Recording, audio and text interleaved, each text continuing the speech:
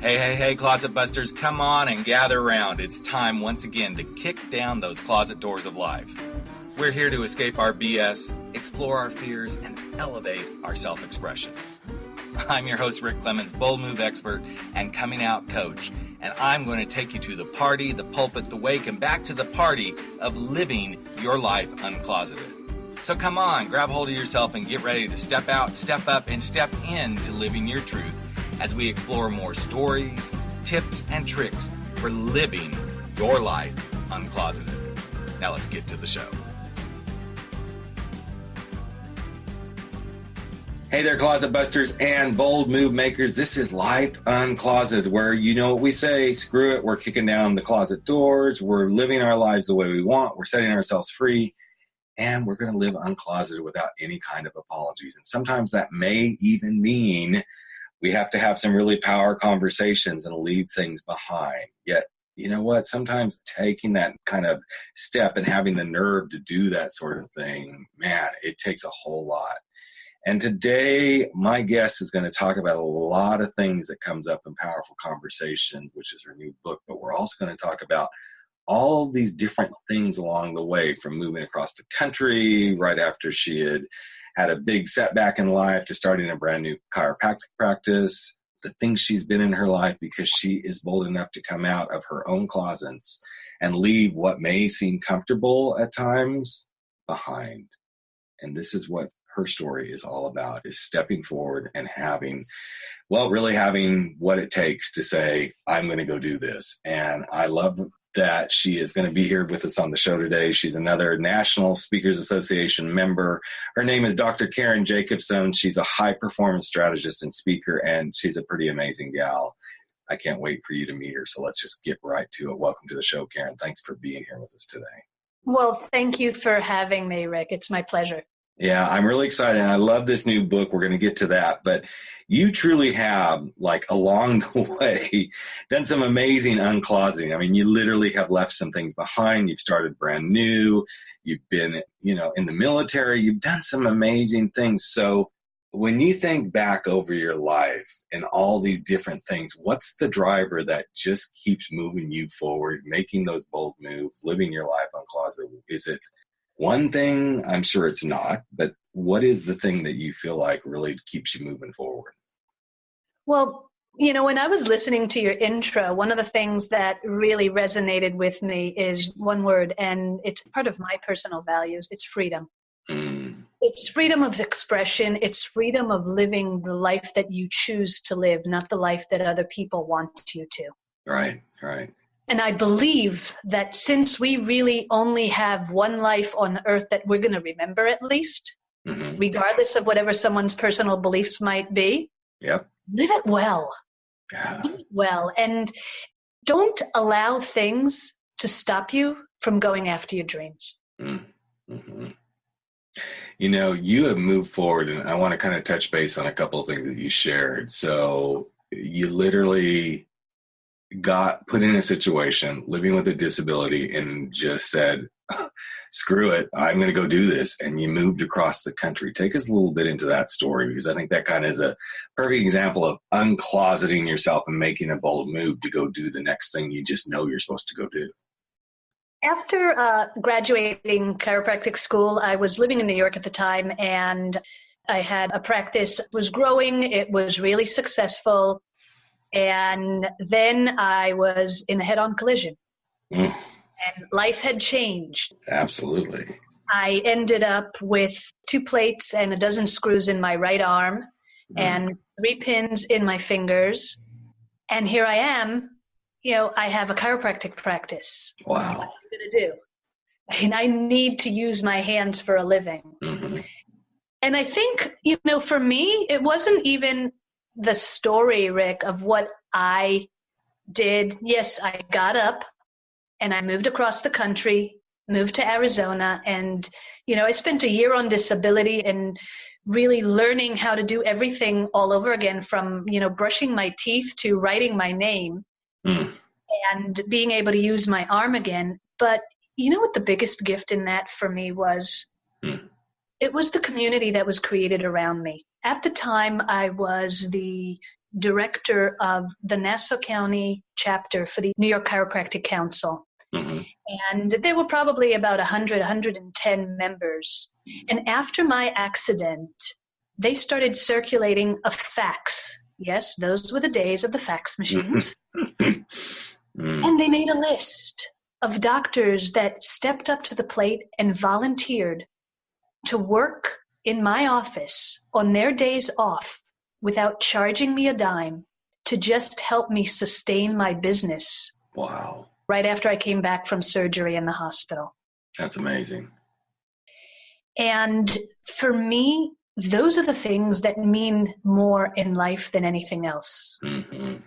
Because I think a testament to us is not necessarily always what we do, but it's the people around us that we connect with. Absolutely.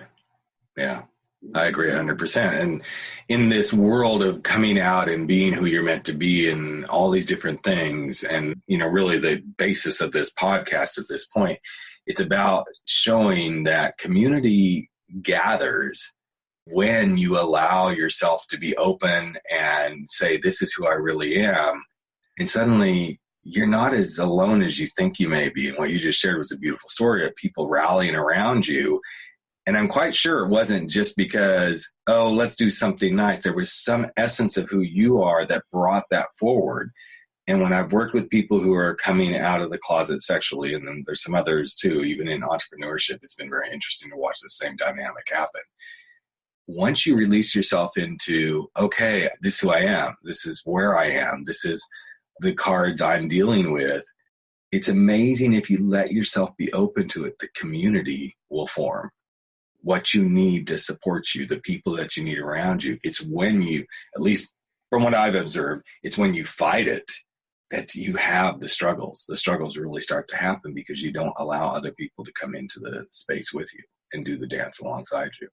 And it's because there's so many times where people will hold back because they're afraid to get hurt. Look, I grew up in a foreign country. I grew up in Israel. Mm-hmm. And I had been through 2 wars.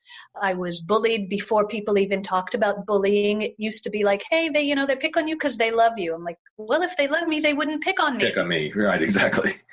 I've experienced emotional abuse. And the truth is that I grew up and I grew up in Israel, I learned to be tough.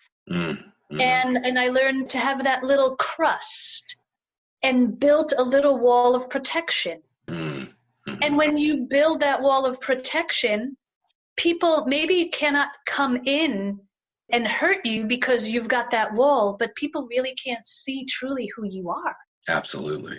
And when you talk about stories about coming out doesn't necessarily, like you say, mean that somebody has to come out sexually. Somebody just has to open up the door for people to see, mm-hmm. This is who I am. Mm-hmm. And especially for someone like myself, who was a woman in a business that, people would look at me, well, are you strong enough to adjust big guys and football players? I said, yes, you bet. Even mm-hmm. that, I'm not, I'm tall and I'm athletic. But when, at 5'8", 5'9", when there's a guy who's 6'4", 6'5", and is 280 pounds all muscle, they'll still doubt that. And then they look at me like, ooh, how do you do that? And so I played in that world where I had to be tough. Yes. And I had to be, really coming from the point of using some of my masculine energy. Mm-hmm. And that was protective.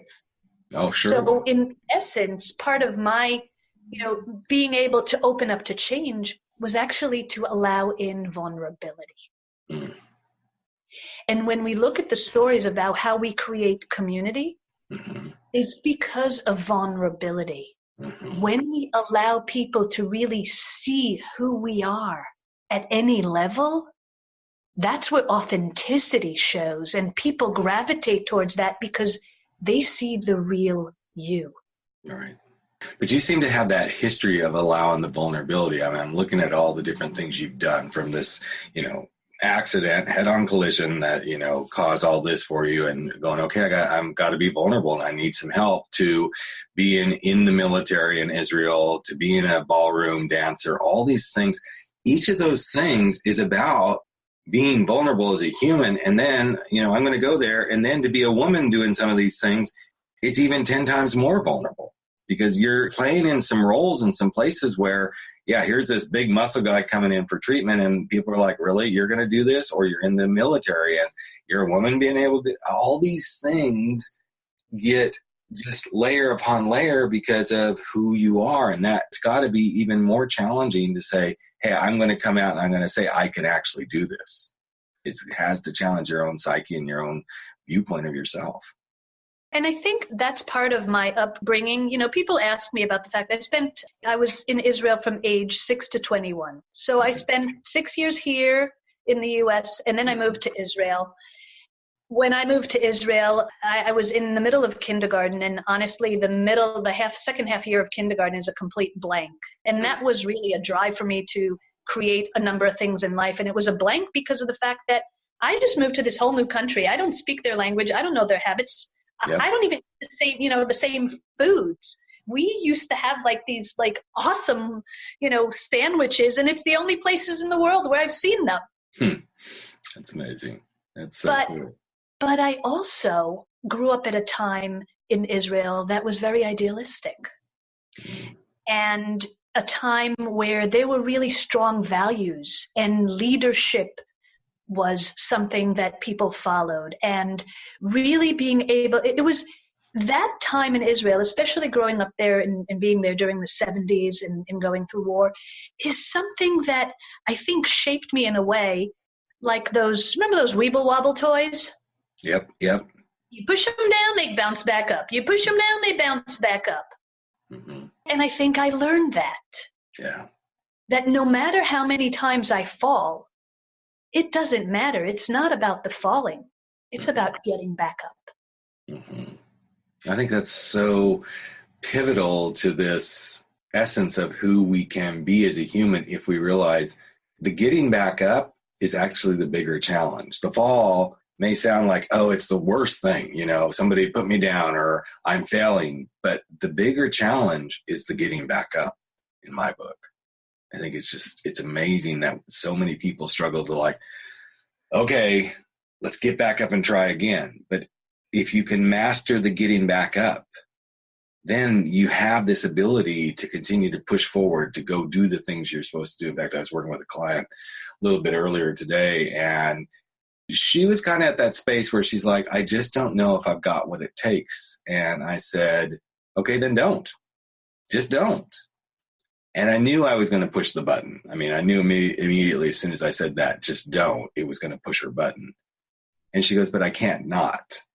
She goes, I can't not do this. I have to get up and I have to move forward. So it's ironic that you just brought that up, because I think that's the piece of this, that part of what you did is you kept getting up, you kept moving forward. And then here you are being someone who helps people step into their highest performance, stuff in themselves. So how did that part of your life start to show up, as you came from chiropractor to now speaker and helping people do this? What was the big transition that moved you into that space?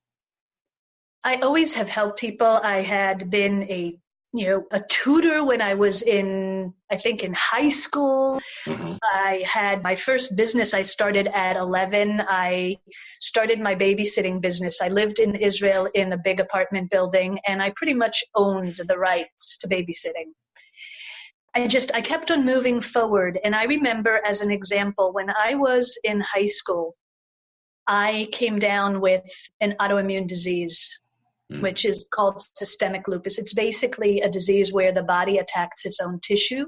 And it showed up, in my case, it started off where I had a butterfly rash on my face that looked like a 2nd to 3rd degree burn. Wow.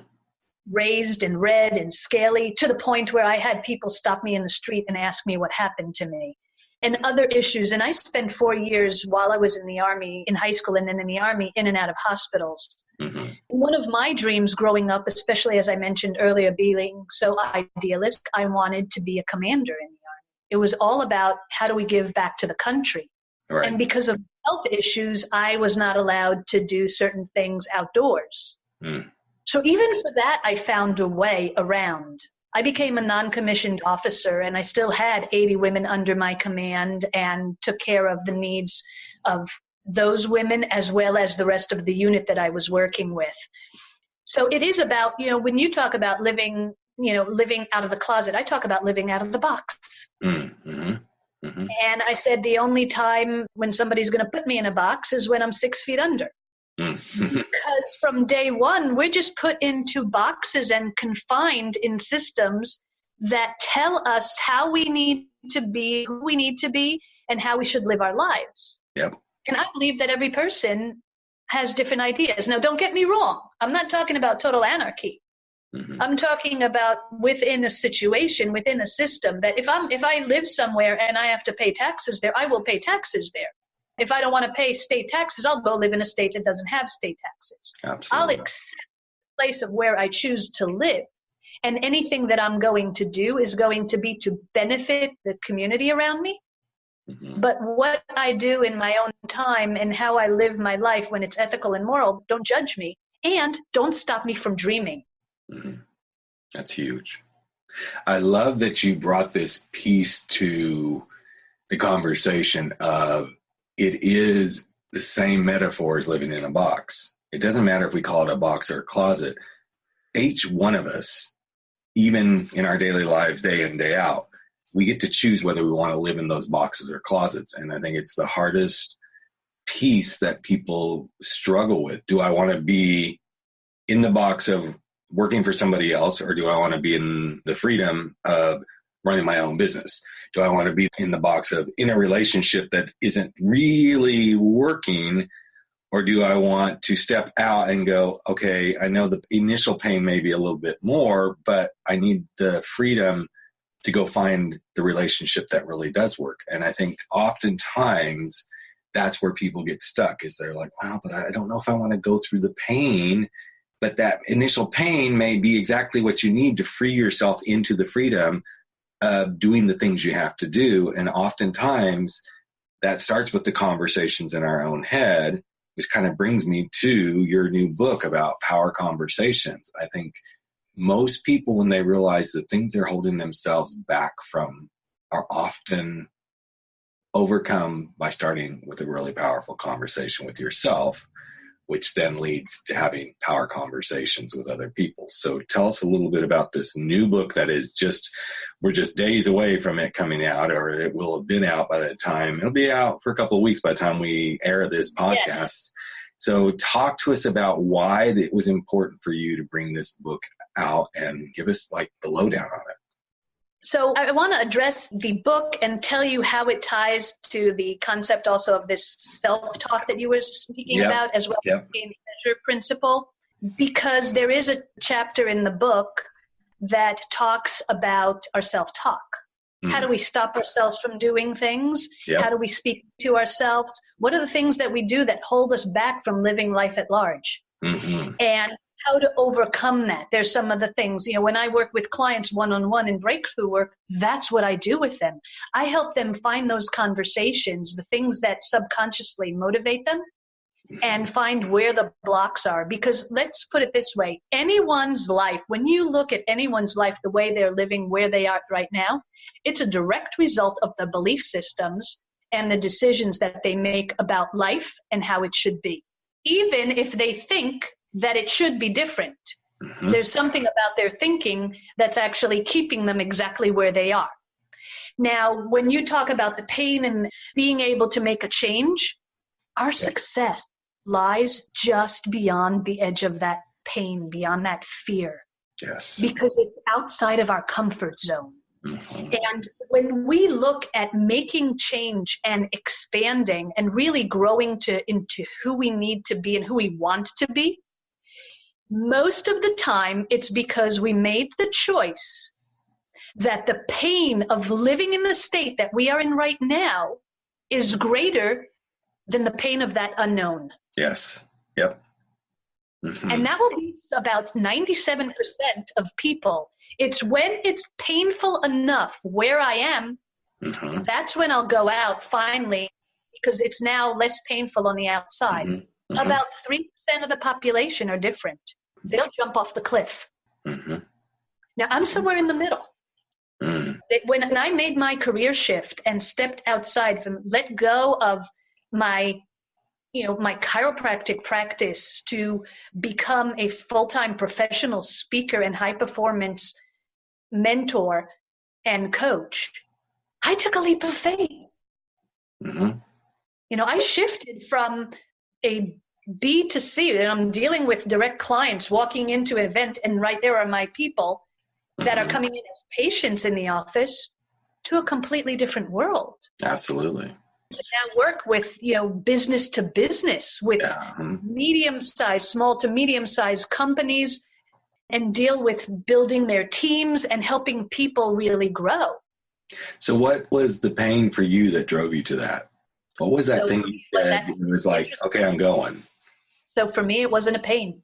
See, that's where one of the things where it was about 7 years ago, this is where some of the journey started. I've always done coaching and consulting within my practice. It was more like, Doc, do you have some time? Can I pick your brain a little bit?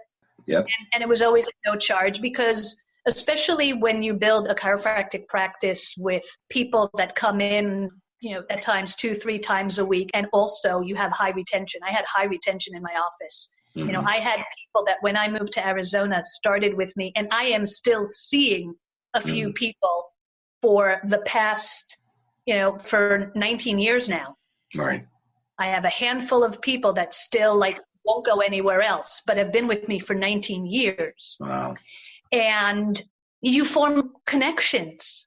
You form relationships, and they look at, they've looked at me as somebody that they could talk to and confide in and ask questions.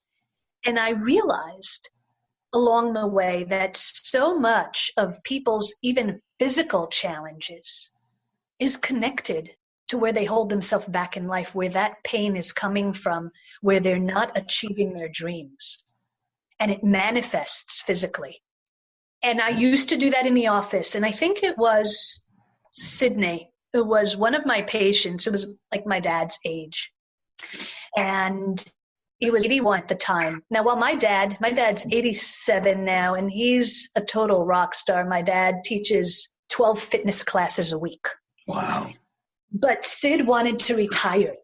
And it was during the market crash in Arizona. His wife was in real estate. She was about 10 years plus younger than him. But she did home design. She could not get a job. So he went out and got a job. And he worked at Costco, sitting on a high chair. And anytime a client would come up, he would just talk to them about giving them an estimate for having their house painted. He would set appointments. Now, we studied his work and we studied his habits there. There was nothing there physically that was causing problem. But here was a man who, when he walked in, had pain down the back of his leg. I'm sure that some of the listeners are familiar with sciatica. Yep. And he would come in with that. He started coming in with that. And I would work on him, started adjusting him, and he would start improving, do better throughout the week. And then when he would go to work, come back, and he would be worse again on Monday. And one day I sat during a conversation, and as I was listening to him, I got it.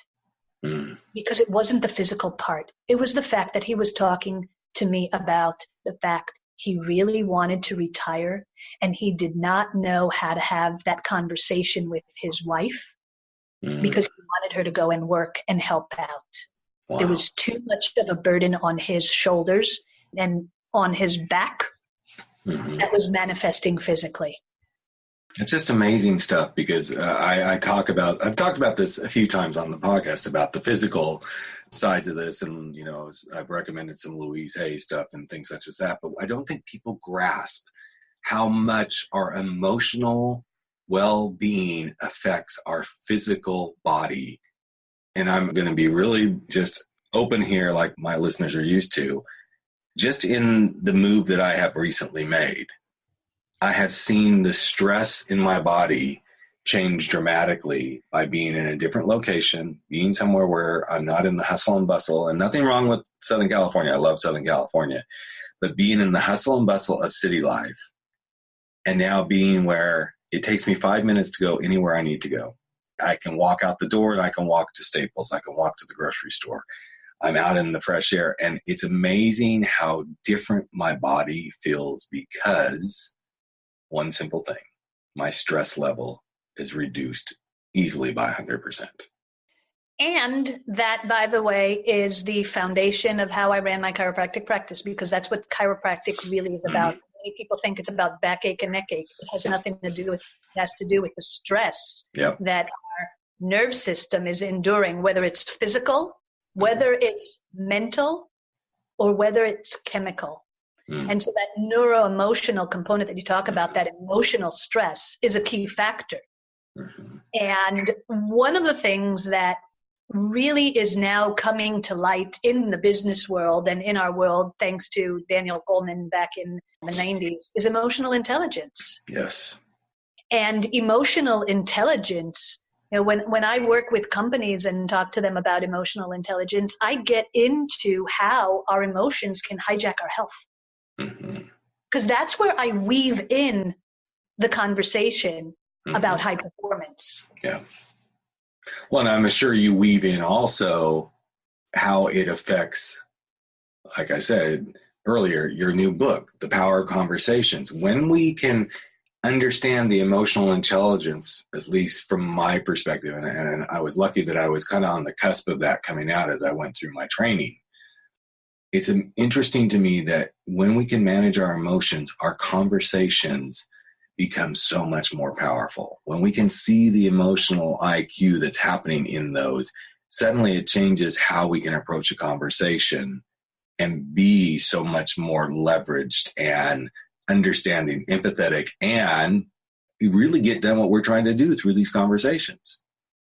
Without a doubt, because what happens is when emotion rises, logic drops. Yes. They actually don't fire in the same place in the brain. So they compete. And high emotions will hijack our primitive brain, the old brain that we have, and prevent us from logical thinking. Yeah. So one of the things that when I talk about power conversations, that's the language dimension of the high performance. When I work with people and I talk about high performance, the high performance triad really covers the three legs of leadership, which is self and others. And that would include our purpose in life, our attitude, our ability to change, and emotional intelligence. Our conversations, that's the language part, our communication. How we speak to ourselves and how we speak to others, whether it's one-on-one or one-to-many. Yeah. And last and not least, the third leg is our lifestyle. What do we do from self-care, from the minute we wake up in the morning? How do we charge ourselves? And how do we treat this vessel that we've chosen to embody while we're on this planet? It's really and in that, I bring in, because it's high performance, I'll bring in what people talk about, like life hacks. I don't like to hack life. Right. I just talk about efficiency. Talk about being efficient and effective. That's amazing.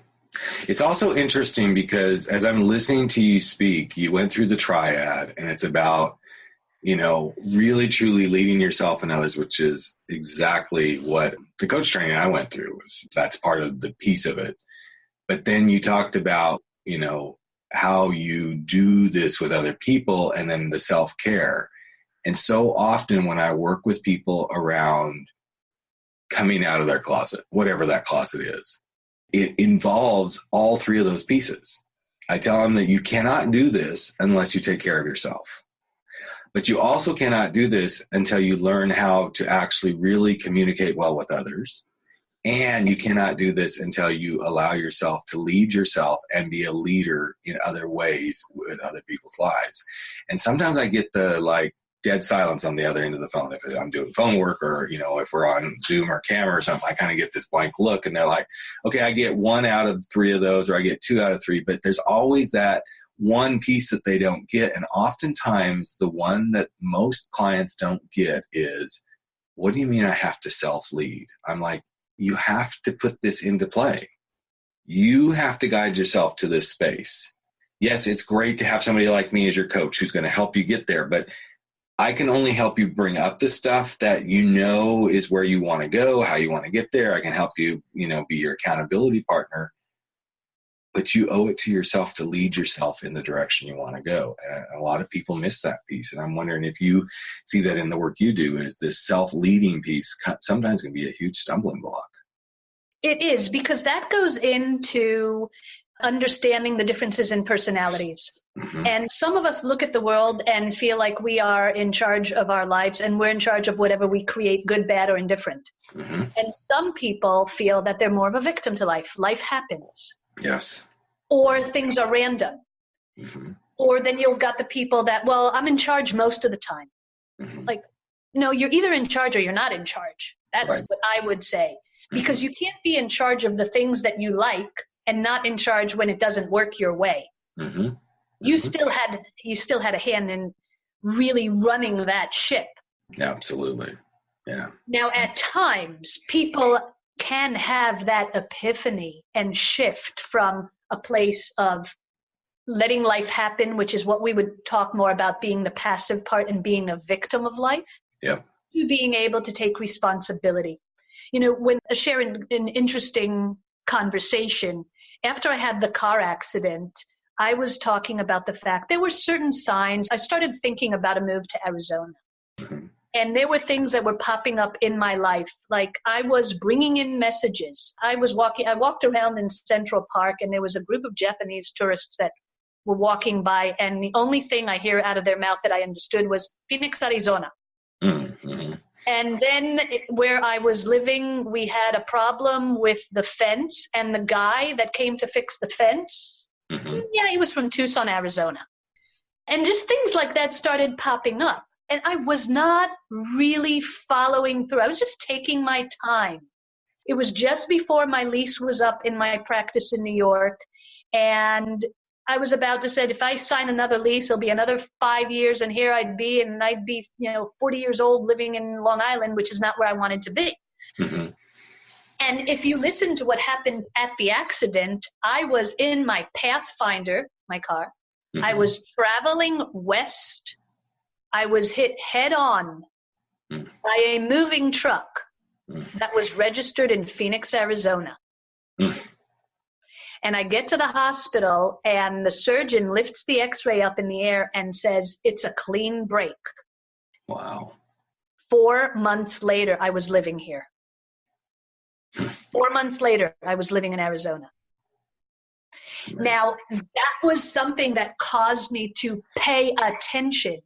And when I shared some of the story, and I talked about the fact that I said, well, I've created this. I manifested this. Mm-hmm. And people say, well, first of all, somebody just, randomly drove into you. I said, and that's a way to look at it. Sure. But the other question is, well, why are you blaming yourself? I'm like, I'm not blaming myself. Mm-hmm. Just because of the fact that we take responsibility for events that happen in our life, it does not mean that it's blame. Right.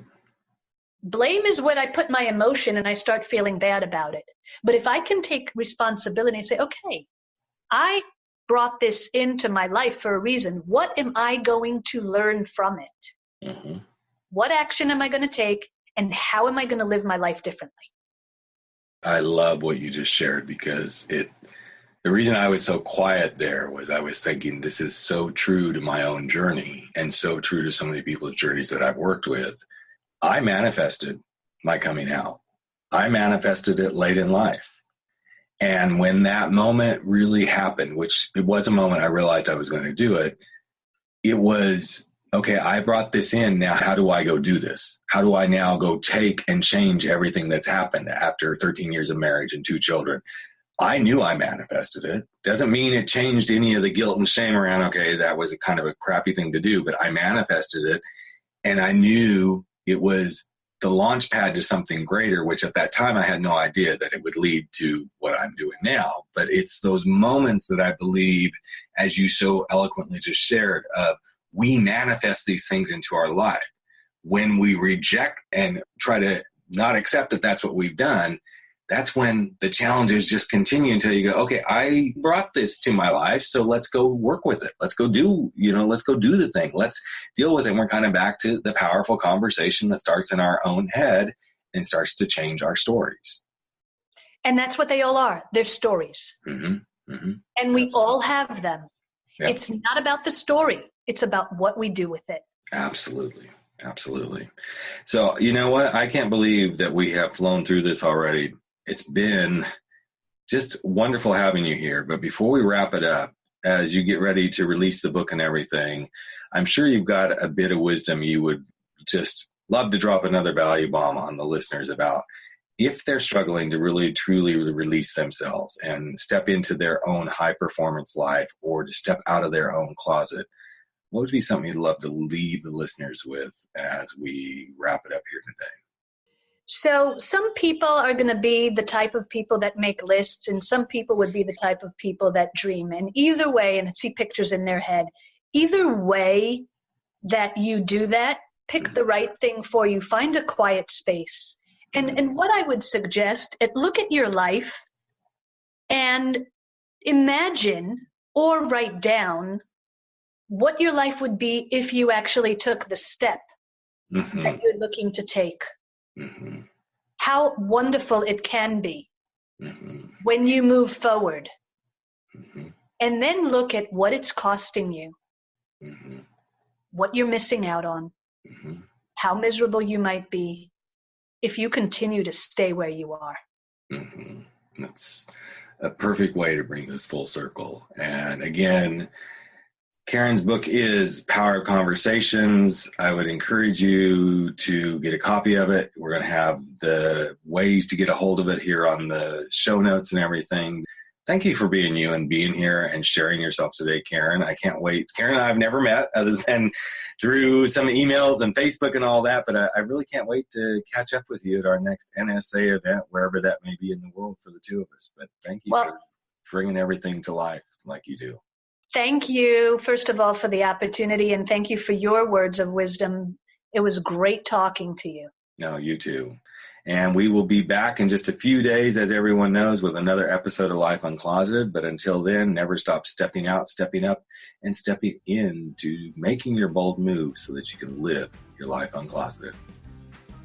And that's it. That's a wrap. Another episode of Life Uncloseted has come to an end. But don't worry, we'll be back in just a couple of days with another episode with new guests, new tips, new tricks, new wisdom about how you can go live your life uncloseted. And you know what? A lot of people out there may not even know we exist. So if you feel so compelled, share us. Tell people about it. Give us a rating and review on iTunes. Share it from your phone, wherever you can. Spread the word, because the more people that we reach, the better the planet will be when everybody is living their life uncloseted. I'm Rick Clemens, the host of the show, that big, bold move expert, and that guy that constantly wants to help people step out, step up, and step into living their life uncloseted. Have a great couple of days, everyone, and we will be right back with you very, very soon. Take care.